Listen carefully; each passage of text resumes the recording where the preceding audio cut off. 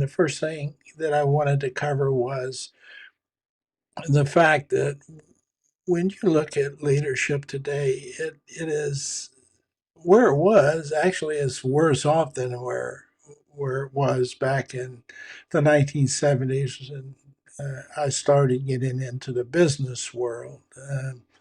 I spent 5 years working inside special forces in the army as an officer.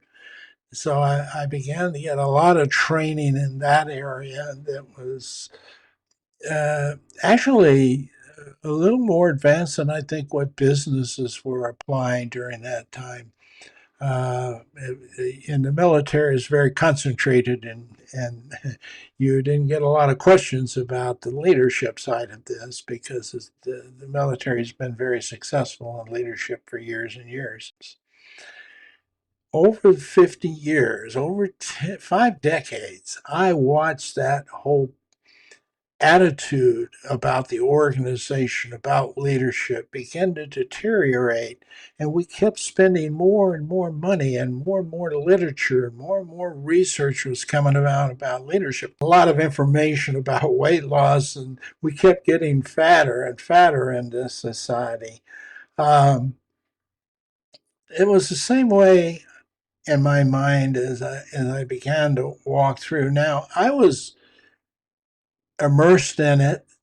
And a lot of the stuff I'm going to tell you about, I was actually applying in specific organizations with specific leaders. So, yes, I touched a few hundred leaders probably in terms of development that I think I might have had some difference. Leadership is always about the person first. That's who's going to make it successful. But as a mentor, as somebody who worked close with people, I think I had some impact on some leaders.